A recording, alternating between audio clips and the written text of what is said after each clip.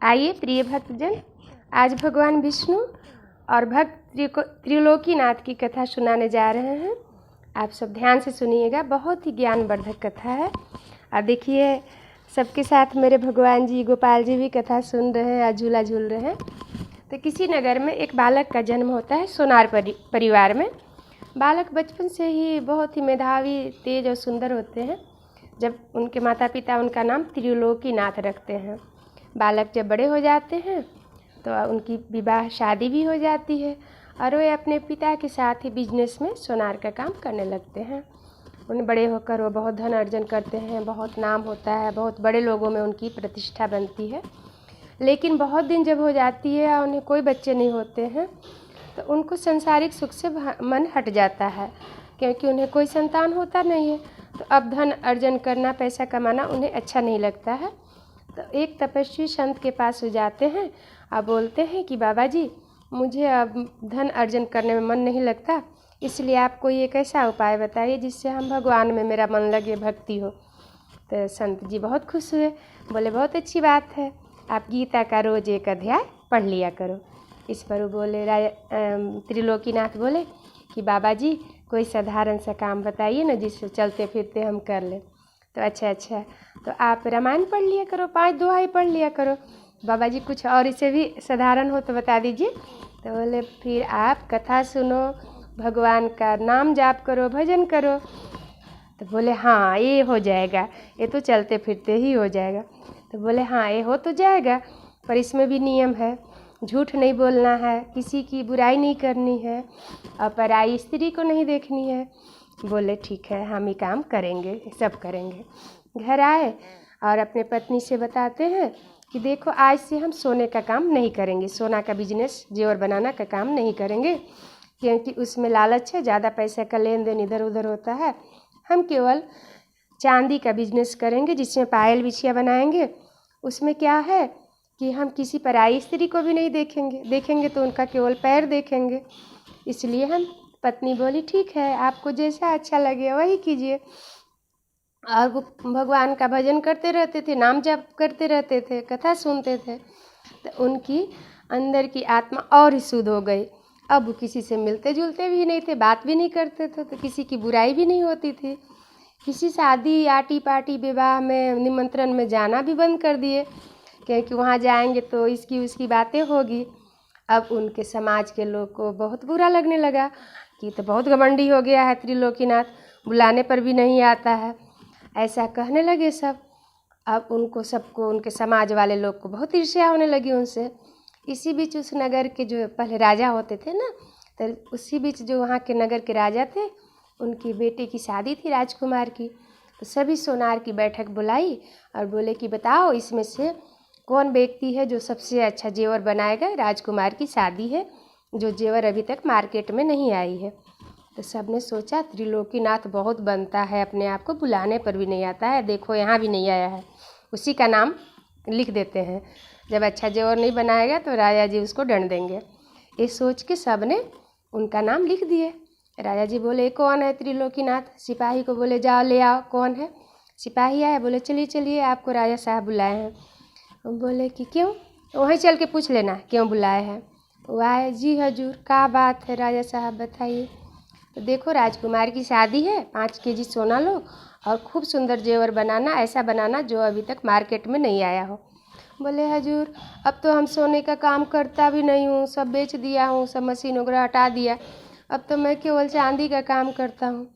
राजा साहब बोले हमें सब नहीं जानते, 400 लोगों ने तुम्हारा नाम लिखा है, कुछ तो खूबी होगी तुम में, तभी तो सभी ने नाम लिखे हैं, जाओ तुम्ही को बनाना है। बेचारे क्या करते, 5 केजी के सोने की गठरी लेके घर आए। पत्नी बोली क्या बात है? तो राजकुमार की शादी है, जेवर बनाना है। तो कैसे बनाएंगे? श्रीमन नारायण भगवान जी बनाएंगे, हम क्या कर सकते हैं। बोले अच्छा। फिर वो सोचने लगे क्या करें क्या करें। 4-5 दिन, 6 महीने शादी की अभी थी, 4-5 दिन बाद बोले कि ऐसा करो हम काशी जाएंगे, बाबा विश्वनाथ की नगरी, वहाँ पे बहुत अच्छे अच्छे सोनार लोग हैं, तो उन्हीं को दे आएंगे, वो सब बहुत सुंदर जेवरी बना देंगे जेवर। तो बोली अच्छी बात है।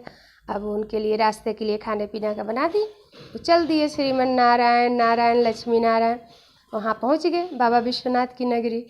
और वहाँ पर जहाँ साधु संतों का भंडारा चलता है, तपस्वी लोगों का, वहीं पे गए।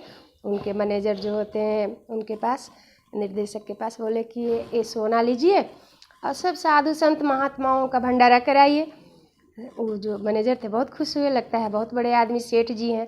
बोले अच्छा, ये सब संत महात्मा जब भोजन करके उठेंगे तो जयकारा किसका लगाएंगे? बोले भगवान विष्णु का, श्रीमन नारायण का। बोले अच्छा, दान भी कर रहे हैं और गुप्त दान, बहुत अच्छी बात है, ठीक है, श्रीमन नारायण नारायण का जयकारा होगा। ये तो खुशी खुशी घर आ गए और इनको तो जो करना था कर दिए। पत्नी बोले कि दे आए सोने जेवर बनाने के लिए? तो हाँ दे आए। अब शादी का बिल्कुल समय आ गया, 8-10 दिन बचा। बोले ऐसा करो पत्नी से कि तुम इस बार बहुत सारा खाना बनाना रास्ते में खाने के लिए, और ऐसा बनाना जो ख़राब ना हो, क्योंकि पिछले बार घट गया था खाने। जा रहा हूँ लेने जेवर। तो बोली कि हाँ जाइए, राजा साहब की बात है, समय पे आना चाहिए जेवर। चल दिए। अब कहाँ जाते, काशी कहाँ जाते, कहाँ जेवर बन रही थी? जंगल में चले गए। अब पेड़ के नीचे बैठ के श्रीमन नारायण नारायण लक्ष्मी नारायण नारायण करने लगे। और यहाँ शादी का बिल्कुल सिपाही आते, बोलते कहाँ है त्रिलोकीनाथ? पत्नी बताती कि गए हैं जेवर लेने, वाराणसी गए हैं, काशी गए हैं। अच्छा।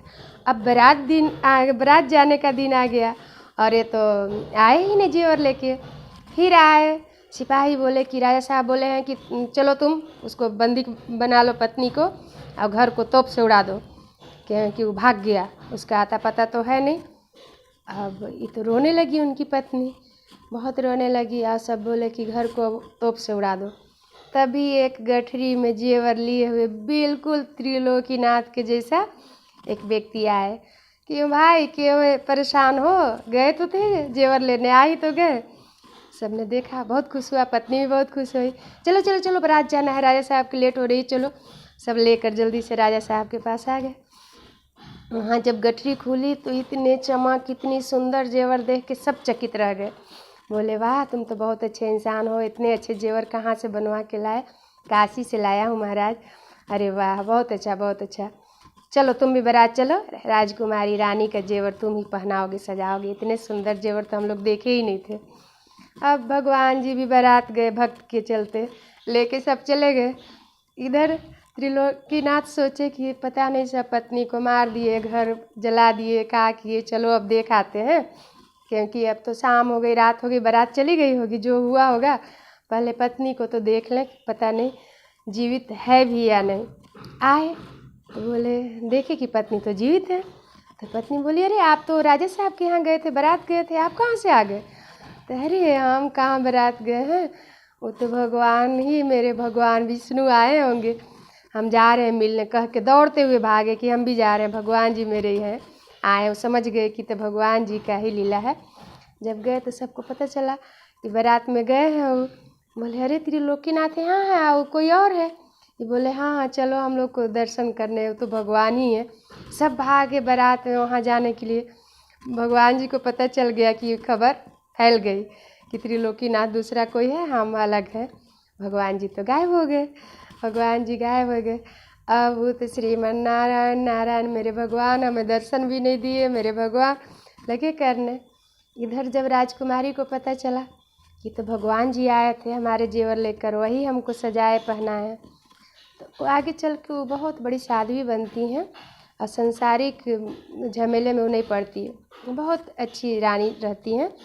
और ये फिर से अपने पत्नी के साथ भगवान का भजन करते रहते हैं, जाप करते रहते हैं, कथा सुनते रहते हैं। अब कहते हैं उन्हें फिर भगवान ने बहुत ही साक्षात रूप में दर्शन दिए। ऐसे हैं भगवान जो भक्त के लिए किसी रूप में, अनेक रूप में आते हैं। बोलिए श्री कृष्ण भगवान की जय। हमसे कुछ गलती हो गई होगी तो क्षमा कीजिएगा। श्री कृष्ण भगवान की जय।